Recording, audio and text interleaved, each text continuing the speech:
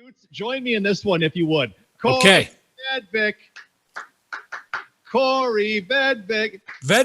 Vedvik. Come on, Vedvik. Can you please bring some stability to this show this afternoon? Can you imagine Suits calling a game in Saskatchewan in the year 2026? The punter from Norway runs onto the field and the chant just goes up, Kaare Vedvik. That'll be great. Yeah, but here's the thing, though. Glenn won't be with TSN at that time because he will be the commissioner, as he a couple of weeks ago. Commissioner? Well, I didn't say I was applying for the job just yet. I said that if it was asked of me, I'd be interested in discussing it. Glenn. So by that time, you'll be there. Yeah, I hear you. Hey, a couple of interesting things about this draft, which, I found sort of unique and something that I wasn't expecting. One was sort of the numbers. And DT, you'll love this, where you see 7 players coming from Australia, 6 from Japan, and then 9 total from Europe. Mm-hmm. And, I thought because of the sheer size of it, we would see more from the Europe side, and then maybe, a couple of sprinkled across the world. But so that was kind of interesting. And then I looked at the, obviously your guys' discussion point, which has been a good one and entertaining today as I listened in all day. The 7 punters and 4 in the first round and 10 kickers total. And I get it, but let me ask Mitchell this too, because I know he's been quite adamant on what this looks like. Gloomy is the word. Gloomy. Yeah, gloomy. That's a good way to say it. If we were drafting, and I say we as in the league, if the CFL was drafting the European players or the international players for a developmental squad, a 3 or 4 man developmental squad, would it change the perception? Because I think that's where we're having a little hitch in the giddy up here is the fact that we're drafting players that there's probably great athletes in there. I mean, I'd be looking for a linebacker that could cover kicks if I was doing it. Yeah. Like when I look at this, I just go, are there no better players out there than punters wise where we're taking 4 of 9 in the first round? Yeah, I think there's a couple things. One is you can't really coach size. So that's where the O-line, D-line comes in. Like some guys will look at a huge, individual and say, let's take this guy because, we'll teach him the game, but you can't coach size. So there's that. I mean, when you look at linebackers, running backs, that position, now you can, there's a smaller learning curve with those kind of players because you can play them on special teams. They just need to know say if they're on the punt cover team, they need to know the blocking assignment, what they do, and then just go down and hit the guy with the football. That's the coaching point for that kid. A kicker or a punter, basically a real shallow learning curve for those guys. Catch the ball and kick it, kick it to the corner if you can. So I think that's what happens when you look at this drive are these draft picks. It's so early in this process. I'd love to see it go to a developmental squad, 3 or 4 player developmental squad. And then if a coach thinks a player is ready, then he comes up because then you'd see a more sort of realistic draft, like a Canadian college draft almost. Sorry, go ahead, finish off. No. That's it. You'd see it more like that. You'd see sort of, pick some old linemen, places where you're going to play those Canadians in your ratio. And I think it would be more similar to that. And you wouldn't see 4 punters in the first round. You said you were listening in the first hour. So I'll just ask you this, because I threw this out there. Why wouldn't you just add these guys who are eligible today into the draft, into the actual draft? And if so, do you think that the guys that went in the first round would have even gone in this draft? You know what? I would be unfair. It would be unfair for me to make an evaluation on each individual player. But if you're just talking about position, yeah, you're not going to see punters go in the first round. And that's no disrespect to punters. It's a very important job, especially when you got a good one that can put it in the corners and all of those things. So, and certainly we know the importance of field goal kickers in the CFL. So that goes without saying. But you just wouldn't see it. You would see players that were athletic, that could be coached. I'll give you guys a quick story because when I was married in 87, I took my wife to Fiji for our honeymoon. And in Fiji, when you land in the airport, you have another 2-hour drive to your resort and you're very isolated. Once you get to your resort in Fiji, you're sort of stuck there. Well, I was in the off season of playing football, so I went to train every single day. I'd get up early in the morning. I tried to do all my training, and I ran into a guy in the gym that was a player on the Fijian rugby team. This guy, athletically, was a beast. I mean, legs the size of tree trunks. I mean, legs the size of my body kind of thing, that thickness. And it's getting thicker, by the way. And guys that could run. So what happened through that honeymoon, I would train every day with this guy, and he actually invited me to train with the Fijian rugby team and then go see them play Wales in a match while we were there. So I got to know this guy really well. And I thought, if I was ever a GM for a Canadian Football League team, I'd go to Fiji and recruit a linebacker or a fullback or a big tight end that could run like the wind. I mean, these guys were athletic and monsters, tough as nails. So, you know, I think there's a place for all of this. I just don't want to jump too far ahead of ourselves and designate a roster spot. I think that changes the perception of all of it. And that's why I think, Mitchell, you're having the sort of the day you're having with this. Yeah, I just gloomy. I don't understand. I just think this was just to me, just a waste of time today. Well, how do you expect the tree to grow if you don't let it grow? Like I think this tells me what I think about the global initiative is what I'm telling you. You don't you don't like money. You don't like growth. You don't like expanded I like Canadian players playing in the game. You don't like searching for players. The next Cam Wake might be in this draft. I like Canadian players playing in the game, and I think if there's such an increase in punters, there are probably punters on CIS schools and kids that are Canadian playing down in the NCAA that you could have picked. I can guarantee you there aren't because they didn't get picked in the draft. Like we would know, right? You would know because CFL teams would have them and they would take them. And then honestly, once you get to the CFL, you keep that job for a decade if you're in a CFL. But we would know, right? Because they would be taken in the draft. Jeremy O'Day would be on here saying, oh, this CIS draft, this U Sports draft is loaded with kickers and punters. But what's the... I'm sure they go first round though, DT, and that's the point, I think. But it's happened before, right? Like when I was talking to Randeep Chanda of Sportsnet earlier, we were just joking around. I'm like, Warren Keane went number 2 overall from Concordia back in the day, and Dave Miller Johnson, who I guess didn't really play in the CFL, was once a number 2 pick. And you go, it's happened before. Sure. Maver was Maver a first round pick? But these are guys.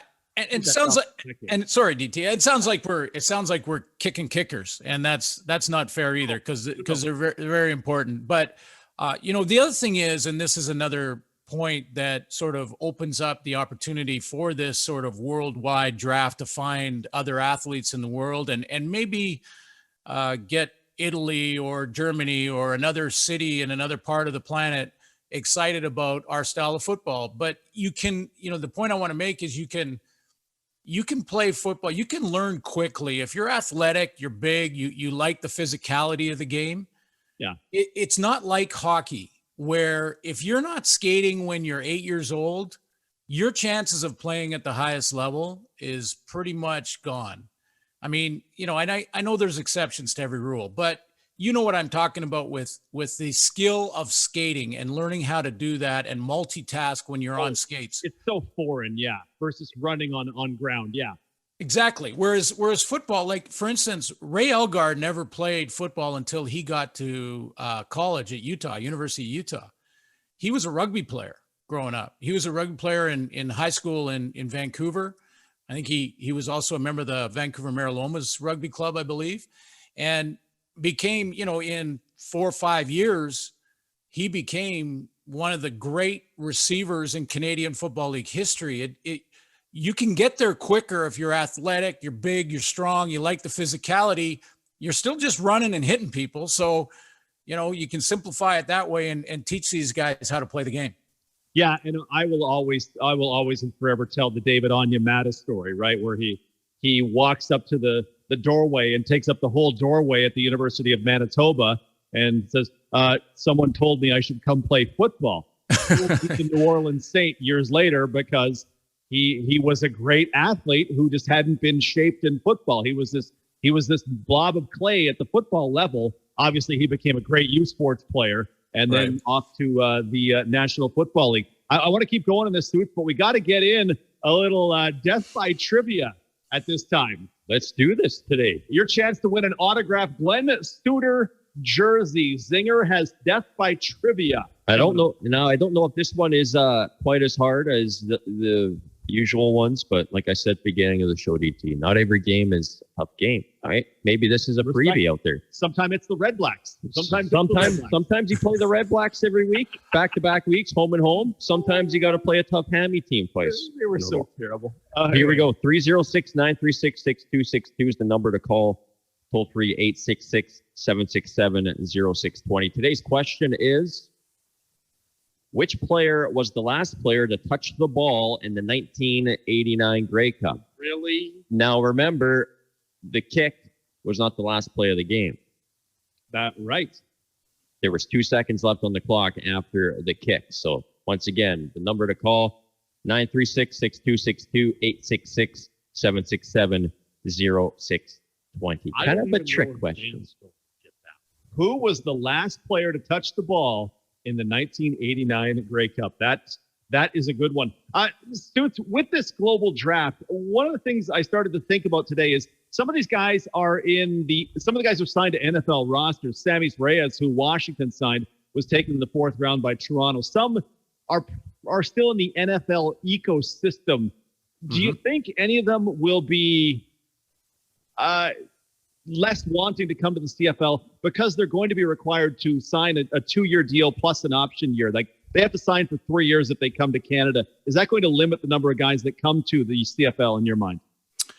Well, I think every single player would try to exhaust his opportunity in the NFL and make that kind of money as a priority. But beyond that, I guarantee you, talking from the sort of the heart and soul and mind of a former player, you want to continue playing the game any way you can and playing it professionally. If you can make some money playing the game, you will do everything you can to get there, whether that's the NFL or the CFL. You're going to do your best to make and crack a lineup. So, that hunger doesn't change when opportunities, don't come through for you. If you don't make it in one team, how many guys have tried out on 6 teams before they finally got the nod and then they became a Pro Bowler or a CFL All-Star? It happens all the time. And that's the fight in the dog that guys that end up playing professionally have to have. Yeah, I get why the CFL would mandate 2+1. Who knows what the new CBA will say? But if they're going to commit, if the CFL is going to commit this money, they would love to see the payoff of having these guys. But I wonder if there's going to be some, like how James Wilder wanted to get out of his contract with Toronto a couple of years back because he wanted to go to the NFL, and he went, "What do you mean option year?" I would hate to see it, but I wonder if guys will be like, I'm gonna wait and just try everything I can with the NFL before I do come up to Regina, to Winnipeg, to Hamilton, that kind of thing. Well, I think you do, but again, in the case of some of the players that have asked to get out of their contracts, I really don't think that's a big issue. Honestly, I don't. I think if the 3 or 4 or 5 guys that get that opportunity, you give it to them as a team and you say good luck. And if you come back, you have in the rules in the CFL bylaws that if he comes back, he is your property.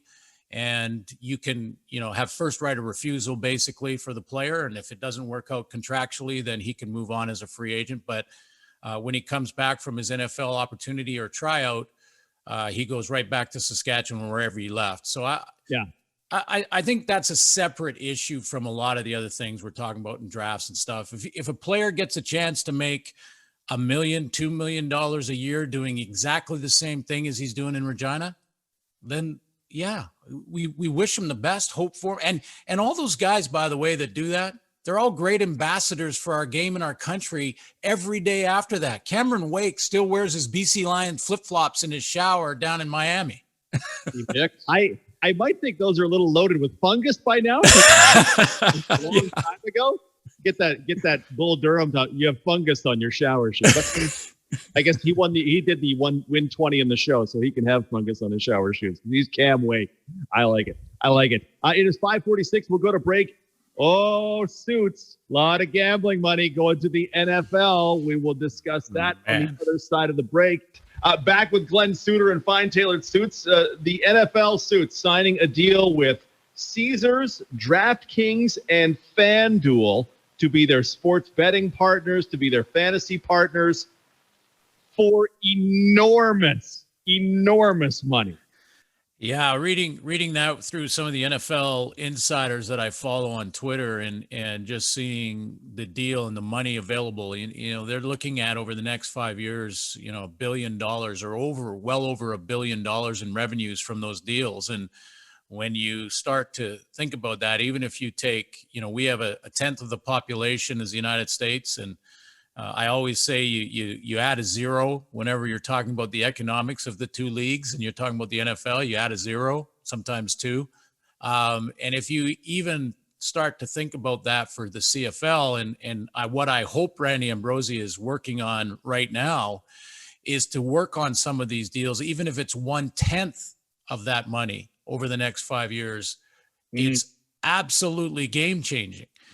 And, I know there's this sort of opinion out there that it's, our league is in such financial troubles that the risk of going into an agreement with the XFL is less because we are in financial shaky ground, and the XFL is an opportunity to fix that. I don't think there's anybody thinking that the business model as it currently sits for the CFL is one that anyone wants to go forward with.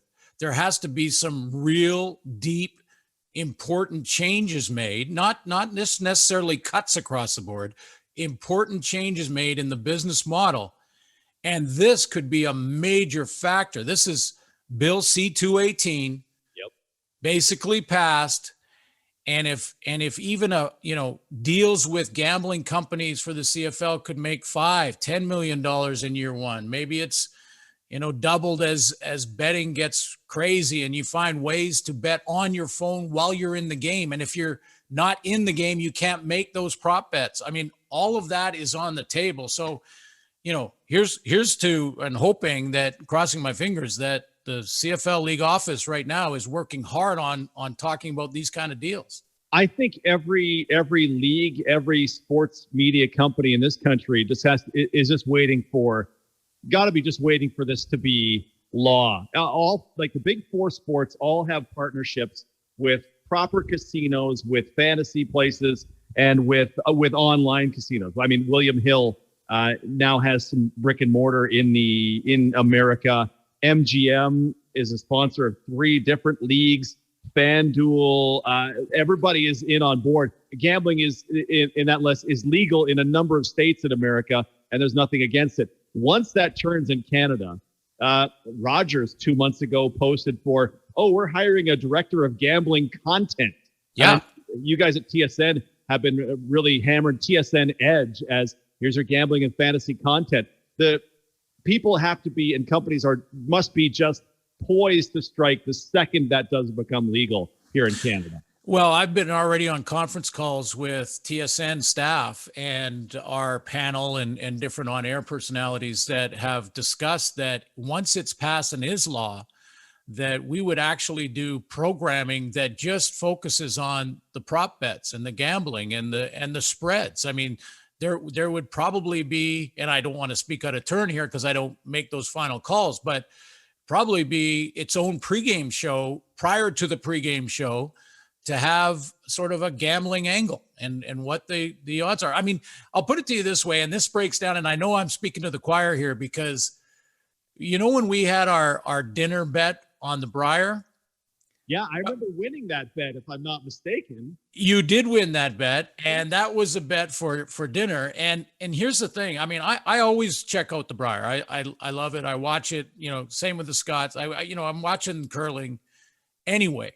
But when we made our bet, I watched it 24/7. I watched the team that I took, the two teams. I mean, All Dunstone and Gushu at that time. Yeah, absolutely. Exactly. I watched every one that was on TV that they were in. So, I mean, it doesn't have to be a lot of money. It could be a $5 bet and you're watching that game. And how could that change the ratings, which are already great for CFL football? How could that change it? Sing it, baby.